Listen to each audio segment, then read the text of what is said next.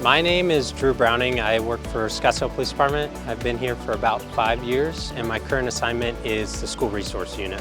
Day in the life in my role is usually I show up to work, put on all my equipment, make sure everything works properly, go check my patrol car, make sure everything works in the patrol car, and then I just go straight to school. Currently, I have 2 schools. I have one middle school and one elementary school.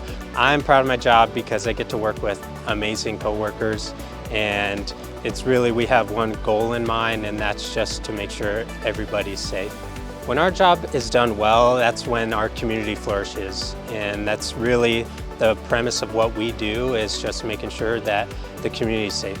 Best part about my job is getting to hang out with the kids every day and really seeing them start at kindergarten, and then I go all the way up to 8th grade, and I even help out at the high school too. So from 8th grade all the way to senior year, just watching them grow up. And of course, we all make mistakes, and being able to mentor them and guide them in the right way is really special to me.